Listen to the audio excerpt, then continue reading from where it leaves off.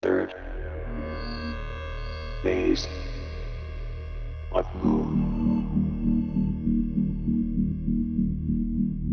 Third. Welcome back to Third Phase of Moon. My name's Blake Cousins, and we're here in Waipio Valley, otherwise known as the Valley of the Kings. We're going over incredible videos submitted to us right here at Third Phase of Moon. Let's get to it right now.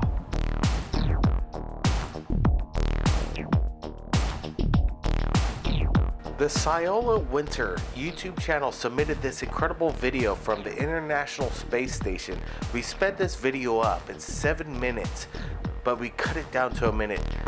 You decide, what is this object tracking and stalking the International Space Station? You decide.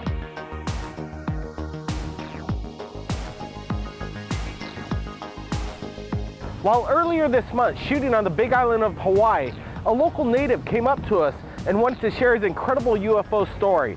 So we did an impromptu video. Here it is.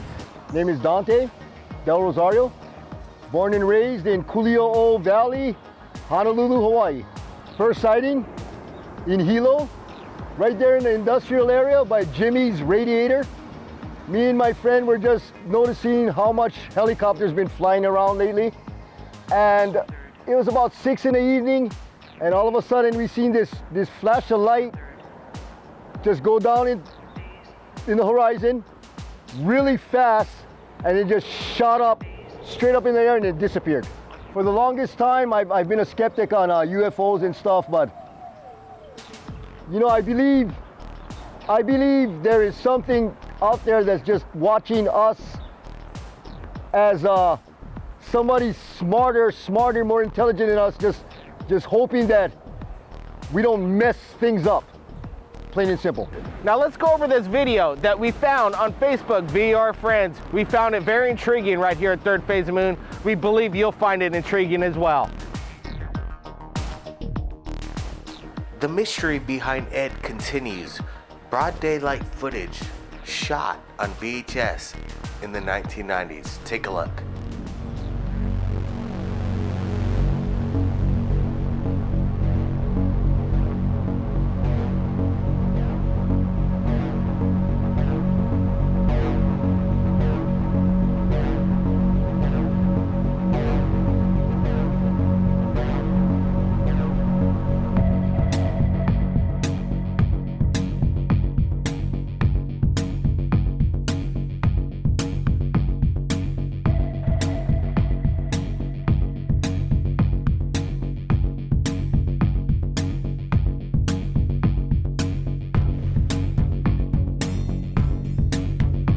We wanted to thank everybody from around the world who submits their incredible videos to us right here at Third Phase of Moon. Because if it wasn't for you, we wouldn't be who we are, the world's largest YouTube channel in regards to the UFO phenomenon. So if you capture anything amazing, submit it to us via Skype, Facebook, Twitter, and we'll be checking out your incredible videos. Keep your eyes on the skies, everybody. My name's Blake Cousins, and we'll see you again next time. All right, we're here going up the world's steepest road in the United States of America, and let me tell you, it's a hairball situation. I'm gonna put it into third gear and we're gonna take this all the way. Like I said, world's steepest road in the state of the United States of America. Here we go, let's gun it. Everybody hang on now. Okay. Now this is about almost, I'd say it's 60% incline right there, and we just hurdled it. Now look at this. We're in four-wheel drive lockdown in our Wrangler, and it's pretty much handling it quite well.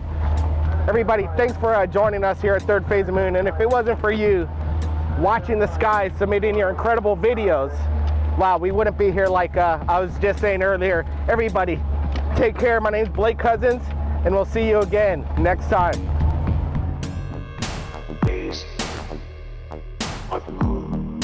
This is Blake Cousins, founder of Third Phase of Moon. Welcome to the show, Blake. Hey, thanks, Dr. J. Great roundtable tonight. I wanted to get to, we're working on something special, something incredible. It's DARPA. What's DARPA up to? We at Third Phase of Moon want to find out what's going on at the Defense Advanced Research Project agency. DARPA is up to something big. They've been doing this since 1958. Their headquarters are in Arlington, Virginia, and they have 240 employees, and they have $1 billion budget. These aircraft that DARPA's using and building from reverse Elling technology, it's something incredible, something that needs to be investigated. We're looking for people that are on the inside of DARPA. There's only 240 employees. What's the turnover rate over there? Somebody has had to have been fired from there or want to speak out. We're looking for DARPA employees that want to talk and share what's going on over there, because something's going on. These aircraft are something straight out of a Star Trek movie, but they don't look like UFOs. UFOs and these other videos that we get right here at Third Phase Moon, they're unconventional. DARPA keeps it conventional, but still there's that edge. Is anybody on the... What do you think about I've that? actually worked on a few DARPA projects, and usually they're cutting edge. The stuff that I was doing was semiconductor stuff. Typically, always trying to push the envelope, and that's typical with DARPA projects. Is they're always trying to push the envelope of whatever particular technology. So DARPA, I think what they're doing is reverse engineering. Obviously, I think it's a given. Obviously, we've had craft since at least 1936. Hitler had. We've had them since 1942, the Cape Girardeau incident in Missouri. Unless you want to go back to the 1896 case in Aurora, Texas. But obviously, to say that we have had ET craft and have not reverse engineered them would be very stupid. Well, that's if you want to look for the ET connection. If you look at Corso's book, The Day After Roswell, he says that the technologies that were released were semiconductors, night Lasers. vision, and lasers. Right, exactly. There's a trifecta. Kevlar, right there. Kevlar too. Well, Kevlar, yeah, but from my standpoint, I happened to be in the optics industry, which dealt with semiconductors, lasers, and night vision. So that was kind of, And he seeded that technology into what we're using and right DARPA, now. of course, feeds it. They basically do they fund the high tech, the state of the art stuff, and then that all filters down. Mr. Kelly, let me ask you. So you say yourself you worked on the DARPA project? I worked on when I was in the optics industry, making parts for photolithography systems and stuff like that, microphotolithography, semiconductors, servicing the semiconductor industry. Several projects that came through there over the years were DARPA, but typically, I can tell you exactly what they were. They had to do with printing the mask of the semiconductors. In other words, the master patterns for the photo masks. And let me ask you, Mr. Lee, I thanks for coming back on Third Phase Moon. There was a lot of comments on the Illuminati came forward, and you gave a lot of information. People were really interested in your insight. But when the annual budget claimed by Wikipedia is that it's $1 billion and there's only 240 employees, that's accurate? Blake, let me jump in for that. I gotta tell you, is obviously what's written as the budget is not the real budget. And I know this for a fact because this SEAL, who's not into conspiracies or anything at all, he was just a normal Navy SEAL who was in Vietnam from 66 to 69. And then he did 2 mercenary missions. And he said every single mission during the SEALs and the mercenaries after came from the CIA. Well, both mercenary missions were to guard giant cargo ships full of coke, 2 coming to the U.S., one from Peru, one from Colombia. But that's not DARPA, John. But that's Black Ops. A lot of people, that's funding Black Ops, though. Well, see, but that's another thing. I was involved in that too. But the DARPA thing is different. DARPA really does go out to industry in the form of grants and contracts to make advanced stuff and assemble advanced stuff. And so it's very much a technical construction arm of and if you will, a de-engineering farm too, no doubt. Certainly, obviously, they were de-engineering equipment, and that's why they were able to direct this. They knew what to build. They could write these specifications, advanced specifications, because they knew what direction they were trying to head with this stuff. So, but well, You know, that's exactly, you hit it right on the button, because in 1958 they originally established DARPA as their original mission to prevent surprise, like a launch from a Sputnik, or Soviets had beaten us to the States, but now they're also creating this to surprise our enemies. And this keeps changing. They actually changed their name from ARPA to DARPA. When you were working there, was it ARPA or DARPA? Okay, well, that's what you're talking about. That's the predecessor to the internet, where they had the ARPANET and the DARPANET. But gosh, what was I going to say? The thing about this, it's a little bit different. You know, the technology stuff. I'm sorry, I kind of. Well, Maxwell on DARPA. Maxwell, I want to ask you on DARPA and also HARP, because you mentioned about the ley lines of the Earth, and there seems to be a natural energy why there's cities at certain places, and 33 degrees and all the rest of that. I know you know about that kind of stuff. So what's your take on both DARPA and HARP and the ley lines? Go ahead. John Bearden and Dr. Bob Beck were talking about ELF, the extreme low frequency, and the woodpecker effect coming out of Russia. Woodpecker is still, I guess, in operation. You hear it on shortwave. And so the whole concept of using frequencies and high technology, what they call over the horizon radar, to create earthquakes, to create hurricanes and volcanoes down, I don't know. There's all kinds of high technology that's been known for many years. I mean, Tesla was doing that kind of stuff a long time ago. And so the guy you really want to listen to on that kind of stuff is Colonel Tom Bearden. You can find him on the web and just listen to some of the stuff he's talking about DARPA, but he's talking about the occult and heavy-duty stuff that this government and other governments around the world are actually doing. And I would throw in something that you might want to look up. It's called the woodpecker. A lot of people may not know what I'm talking about, but it's a very interesting subject. Just look up woodpecker effect, and you will see that both Russia and America have been using this kind of high technology, ELF, extreme low frequency, to cause people to go crazy, causing people to get angry, causing people to become confused electrically. So all of this stuff's been known. I mean, I'm sure it was enforced as far back as maybe the 40s and 50s, but it started to come out in the 70s. This high technology using electronics to confuse people, to cause strange cloud formations, and of course that brings in HARP.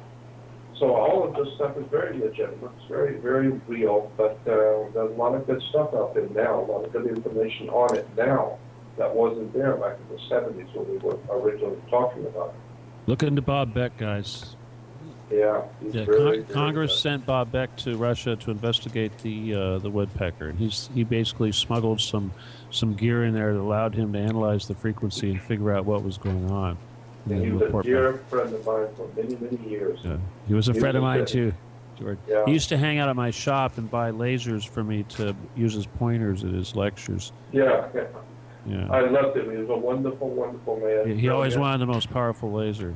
Had to be twice as powerful as what anybody else had. They keep changing their story and their name. If you've worked for ARPA or DARPA, we'd like to interview you on Third Phase of the Moon and find out what's going on behind the scenes. Everybody keep your eyes in the sky, and if you captured anything amazing, send it to Third Phase of the Moon via Skype or Facebook. My name's Blake Cousins. We'll see you. Wow, look at it light that up. Wow. Welcome back to Third Phase of the Moon. My name's Blake Cousins, and we're going over breaking news that we just released on YouTube. Third Phase of the Moon. We're just about to hit 100 million views on our YouTube channel alone. Everybody subscribe to get the latest breaking news about UFOs from around the world. I just wanted to go over an incredible video just in tonight. We're going to discuss it with Dr. J. Andy Elias and former FBI agent Ben Hansen. went over this video that we're looking at right now. Incredible footage captured from within a plane of what looks to be mysterious lights below. Dr. J, I wanted to get your opinion first of what you thought of this video just into third phase. You know, I honestly, the genuineness of the people on board that were witnessing this craft, of the person recording, clearly you could tell because it's a vertical thing, a vertical shot. It's from an iPhone, but obviously, as Ben Hansen said earlier, you know, they could have won an Academy Award. They definitely saw something out there. I don't think it's CGI. It's definitely in the air. Well, the first thing that I noticed with this is it caught my attention that the light was moving a little bit. It didn't look like it was in conjunction with the camera shake, and I thought, well, this could be CGI, computer generated imaging that is showing what we call an error in tracking. It's when you animate something, you have to anchor it to the rest of the objects or the background in the film. And I was thinking that this object wasn't tracking correctly at first. But the more I looked at this, I realized this didn't appear to be the issue. In fact, it looks as if the light and the way that it wobbles a tiny bit in the first of the 3 videos probably is only due to something we call shutter roll. This is a rolling shutter effect with the CMOS sensors in a lot of cameras. And what ends up happening is sort of a blurring effect, or it looks like the image is wobbling. So the reactions of the people seem pretty genuine to me. It actually take a pretty professional job to fake reactions like this that are so spontaneous. They seem appropriate with the background of the chatter and everything you're hearing on the plane. It wasn't over dramatized. They didn't act as if they were reading from a script. It sounded very legitimate and real to me. So my opinion is that whatever's captured in this video most likely is happening in camera. It's going towards it. Whoa! Oh man, look at that! Did you see that? Yeah, we're looking at the videos, and now we're about to enhance it and zoom it in about 2,000% and put some brightness contrast to this, so we could even get a better look at these videos that came in. And there's some new information about what was going on in regards to this, and we can all hear people's reactions in real time. This is something incredible, but they were on their way from a business trip from Vegas to Chicago, and they're thinking this is closer to Vegas. So, and it was shot in what was it, March or May 9th, 2013. So there's old UFO videos out there. He said he couldn't share it with Third Phase of Moon because he had a hard time editing these 3 clips together and zooming in on the UFO. And that's what we do here. What we do here at Third Phase of Moon is analyze these videos. What do you think of looking at the trifecta, John? Like, you see it from one light and then it transforms into a triangle formation. You know, that's definitely not the first of a UFO doing that. As people have seen, and many times they will see one light all of a sudden turn into 3 or 5. They will see one ball or even a cylinder turn into a triangle. So it's not uncommon that they are actually shape-shifting. The other possibility is that they were seeing it as it's coming in through one dimension, possibly as one light, and then as it got closer it turned into 3. Or the other option is it really was 3 objects that came in together, because there are cases in the past, Blake, that did have multiple UFOs stacked together that came forward and then released to multiple.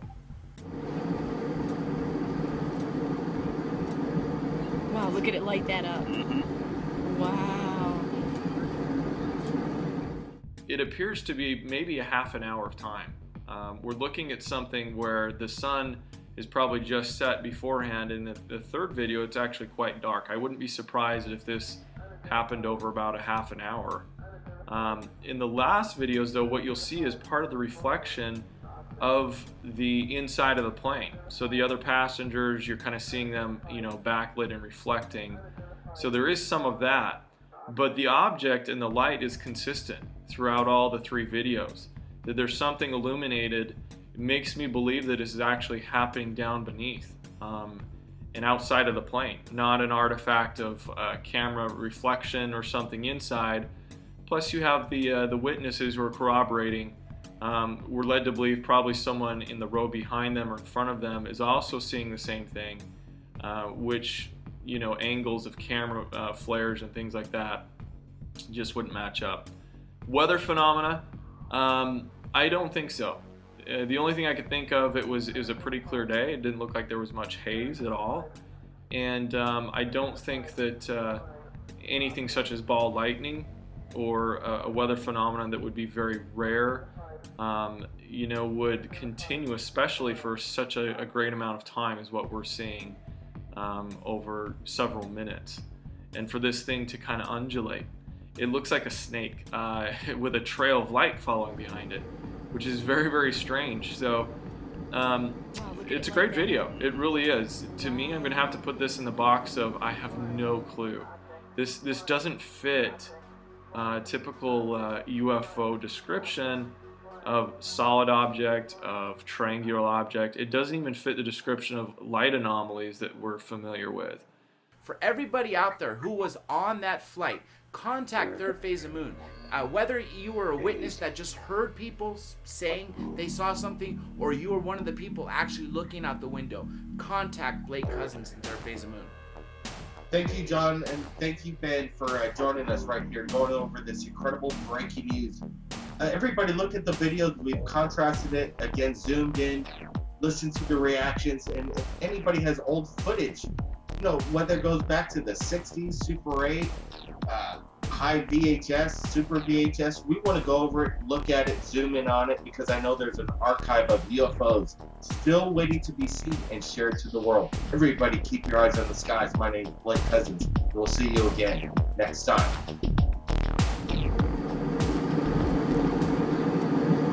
Wow, look at it light that up. Wow.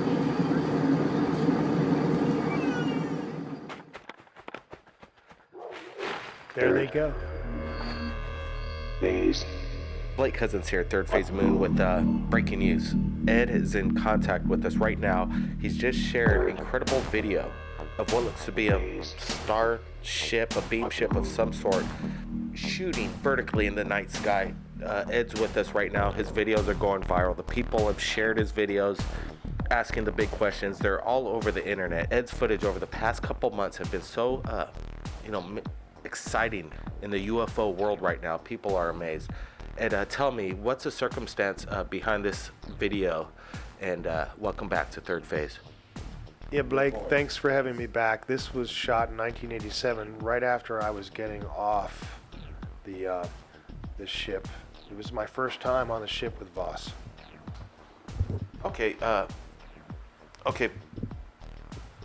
Ed, explain, let's backpedal a little bit, because I want to concentrate on this video that we're looking at, and we're zooming in, we're analyzing these photos, and we're not seeing any thing that could say that this is a hoax of any kind. Ed, let me ask you right now, is this a hoax? Because people just want to know this straight up, and we'll move along. There they go. No, this is authentic footage that I shot after being on the ship for the first time. It delivered me back within feet of my truck. I went back to my truck, grabbed my camera, and I had to backpedal to get some footage before it left. All right, Ed, we got to get these questions, the hardcore ones, out of the way first. Now let's get into detail. This incredible video we're looking at, we're going to share it to the world. Everybody's going to make up their own mind and decide what's going on here. Okay, Ed, so you were aboard the ship. This video right now is as they were taking off and leaving, and you say you were backpedaling, getting the shot. What happened before this on board this ship? Blake, this was my first time on the ship, and I had seen this ship many times. I think I've sent you other video footage of the ship that I ended up going on with, and the contact I had identified himself as Voss through telepathic communication. There was no voice. And this was my first time on the ship. And right after I got delivered back through this same beam of light that you see the ship departing with, I was able to get back to my truck and shoot this footage. we're looking at this footage. You know, it takes off right behind the tree. What's the size of this craft? The ship was about the size of a small house. It was probably about 80 feet to 120 feet in length, and the height of it was maybe 2/3 of that. The beam of light, the light coming off this, is something that the video captured, but it was different in person. Did this make any sound? It seems like it's almost a rocket booster, a thrust of some sort, rocket engineered. No sound at all, Blake. It didn't make any sound. There was no sound at all, Blake. You know, we're talking right before you shared this video, that you're saying that this isn't you have somebody in your family that... I mentioned that my uncle was a lieutenant in the Air Force during World War II. He was the one that I first saw an unidentified flying object with. It happened when I was a young boy, and it happened more than once, but it happened with my uncle. And after my uncle died at a young age, he was only 66 when he died, I continued to have these visitations, and I continue to have them today. I think the only reason why I have ever had contacts with UFOs and extraterrestrial intelligence is because of my uncle. And it makes me think of Voss, because it's the same kind of telepathic communication that happened with my uncle and I. There were a lot of things left unsaid, but that were clearly understood. And a few days ago, we posted this incredible video of a classic metallic flying saucer, and you know, it doesn't get much better than this. I didn't get your comments of what the circumstance behind that was, but there's a lot of stuff going on in the video. You see apparitions flying by. It almost looks like something's jettisoning out of the UFO. What was going on in this shot right here? Yeah, Blake, I just dug these up, and this was a great discovery to make again. This came in about 1986. It might have been as early as 1984. There's two of these here, and they're different. They look similar, but they're actually different craft. But they are in the same area of the country. I was in South Carolina at that time, and you know, I spoke of my uncle and my introduction to these craft through him. That was my first experience, and this is experience that I had before. And what I'm coming up with is some interesting stuff, but as I told you the first time we spoke, this is a part of my life, but it's not the only part of my life. And I know I carried a camera on that ship, but I also know that there's a different force of energy working there. So I'll look in my archives and see what I might be able to discover for you. But it's a different environment, one where our alternating current is not functioning. I'll see what I can come up with. As I find this is enjoyable for me. I'm having a good time looking at these old archives and digging the stuff up. And as I said before, this is just a part of my life, like there's another part of my life. You know, when I first experienced the UFO with my uncle, it was not long after Neil Armstrong had first walked on the moon. And, you know, this just seemed normal to me when I had this experience with my uncle. But what's happened since that time has been very slow. And that's okay, because this is just another part of my life. But the fact of the matter is that, you know, we all heard last week about ex-President Clinton coming on the news and saying, you know, the aliens are coming. I mean, this is common knowledge. The aliens are already here. How does that make you feel, Ed, that, you know, these ETs are making contact with you, and the you know, president of the United States can't even prove that ET exists, and, you know, Area 51 once held the bodies crashed from Roswell, and, you know, they have the alien technology, and presidents can't even be involved with that, and you're making contact with them. Oh, Blake, at the risk of sounding arrogant, I'll just tell you, I've had these experiences, maybe we're counting 60 experiences I've had, visitations, being on alien craft, seeing these objects, communicating with Voss, my history. So I don't look at it in terms of the way other skeptics might look. And I truly believe that this is much bigger than any Area 51 or whatever happened with the president. This is much bigger than that kind of detail. They brought me on the ship with Voss, escorting me into another room where they presented to me an image that I saw. I can only describe it as being a hologram where this image was floating in free space, and this image was me, and it was who I was. That's what they were communicating to me telepathically. They were saying to me that this is you, and this definition of me through this hologram image that was like a DNA chain, a mathematical formula of my genotype, and what they were communicating to me was that this was in compliance of what they wanted to be. This was welcoming to them. This was friendly to them. This was what they wanted, and this was positive, and they were almost congratulating me for who I was. We want the details, Ed, and these photos and videos that you continuously submit. We're looking forward to you keep digging into your archives and sharing what it is. You have Super 8s. You need help to recover some film. We'd love to do that. Ed, thanks again for joining us at Third Phase Moon. You keep in touch. It's my pleasure, Blake. I appreciate Third Phase of Moon and your forum for me to share my archives with, and I'll keep looking to see what I have. Maybe I have something that you're interested in and we can share with other people. Thank you. Thank you, Ed. And wow, we just wanted to do it like we do it at Third Phase of Moon. Share it in real time, liquid information. It's like a faucet of water, continuously streaming live to the people around the world. Everybody keep your eyes on the skies. And if you've captured anything amazing in regards to the UFO phenomenon, submit it to Third Phase via Skype or Facebook. My name's Blake Cousins. We'll see you again next time. There they go. There they go. That's it. See you, boss. By popular demand, we are pleased to announce the Third Phase of Moon album is finally featured on iTunes. With all your favorite songs and themes you hear on the top UFO channel on YouTube, Third Phase of Moon. Out of This World soundtracks composed by master artist Paul Barrett. With 12 remastered and extended cuts to enjoy. Download them now, exclusive on iTunes. Click the link in the description below. Now listen for yourself, heard by millions around the world, Paul Barrett's album, Third Phase of Moon. Phase of the Moon. Welcome back to Third Phase of Moon. My name's Blake Cousins, and in this week's episode, we're going over 2 incredible videos submitted to us right here at Third Phase. Now let's get to it. Now for our first video, shot from Austin, Texas by Jason, who describes this incredible object as a sight to behold.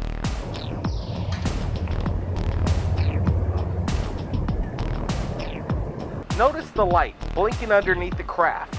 This isn't no FAA regulated lights. What is this object?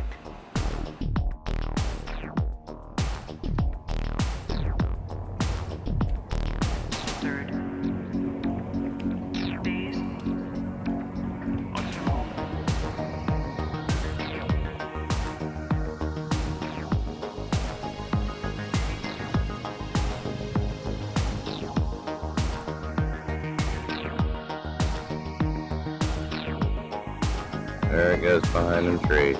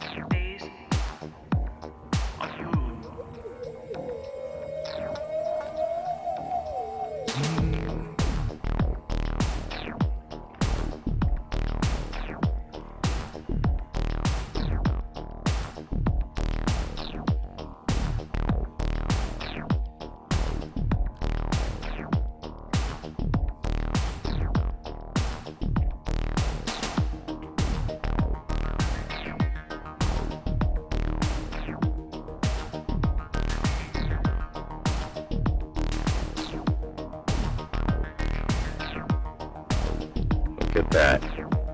Why a UFO would need landing lights.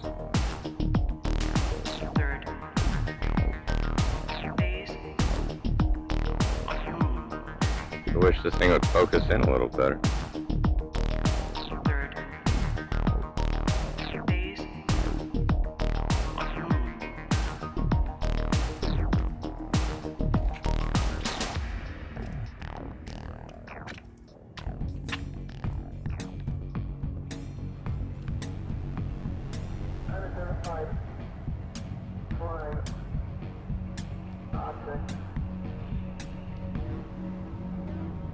There he goes behind the trees.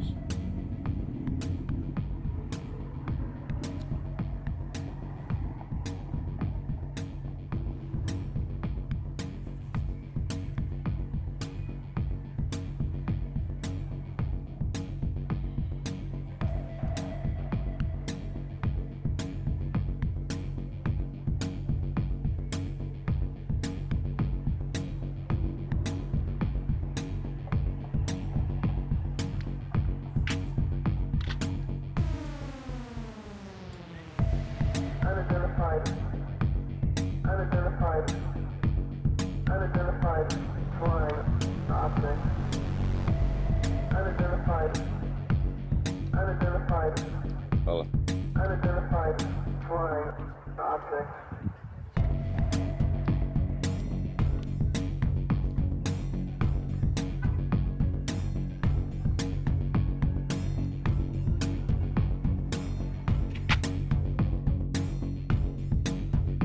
It's going into that light. Hard to see.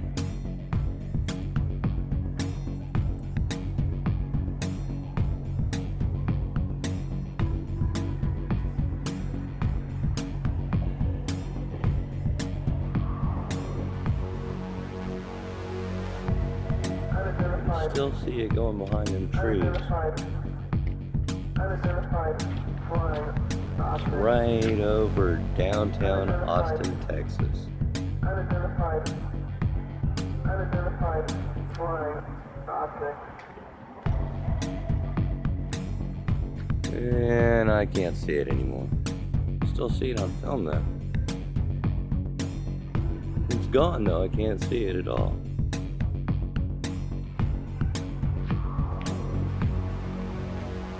Look at how it lights up right there.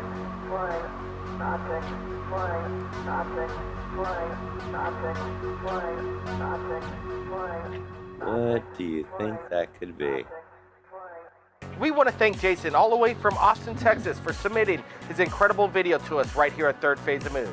Now for our second video, we received a call from Amanda all the way from Michigan while we're live on the radio show, and she submitted this incredible film. Take a look at it. Unidentified flying object. When I first received the video, I didn't notice and realize what Amanda was explaining to me on the radio was that there was a massive skyscraper-sized UFO, triangular in shape, hovering over this mansion.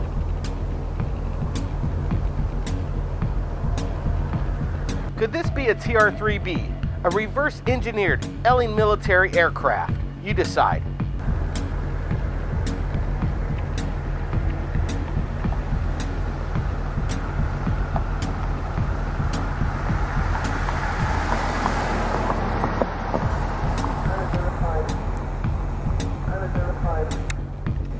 Unidentified flying object.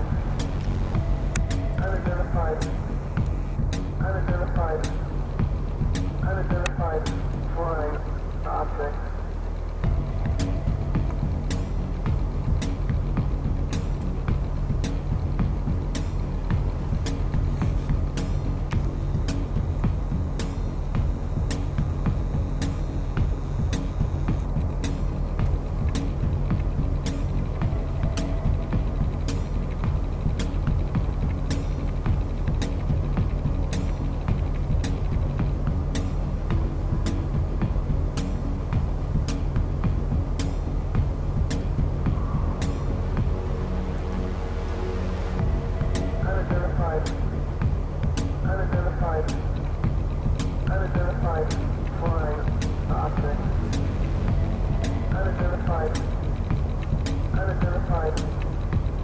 Unidentified flying object.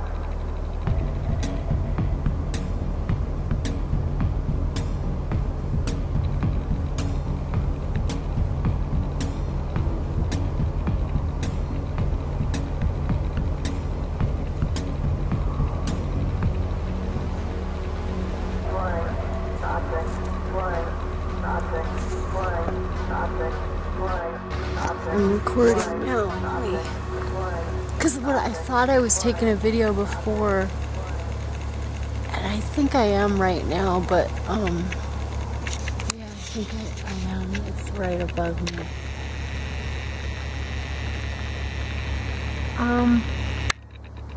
It's hard to tell how high it is.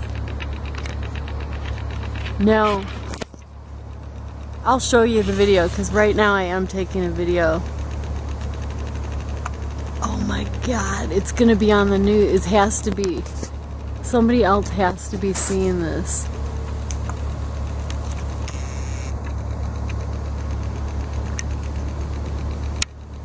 I'm in Novi, like in my brother's neighborhood.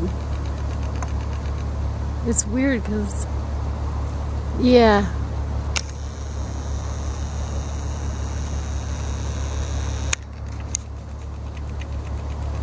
Let me get another.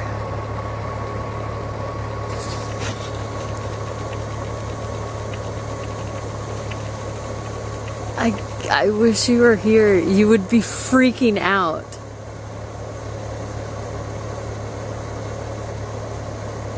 Yeah, I'm taking good footage now because there's a perspective, like there's a house in perspective, and now it's kind of going far away now.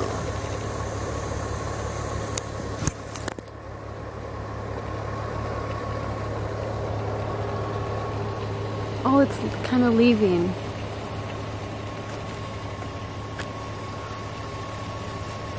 It's going east. Oh my, they have to know I'm here.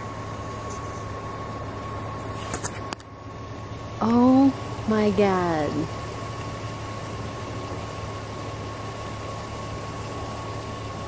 I'm seeing my first UFO. Like, no, 100%. There's no way, unless somebody has a remote controlled thing, which there's no, because I still see it. It's like, oh my god. What are these strange lights appearing over the planet Earth? Have your cameras ready because we're standing by right here at Third Phase of Moon. Submit them to us via Skype or Facebook. My name's Blake Cousins, and we'll see you again next time. By popular demand, we are pleased to announce the Third Phase of Moon album is finally featured on iTunes. With all your favorite songs and themes you hear on the top UFO channel on YouTube, Third Phase of Moon.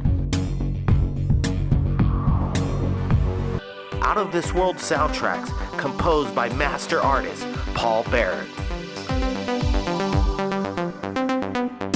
With 12 remastered and extended cuts to enjoy. Download them now, exclusive on iTunes. Click the link in the description below. Now listen for yourself, heard by millions around the world, Paul Barrett's album, Third Phase of Moon.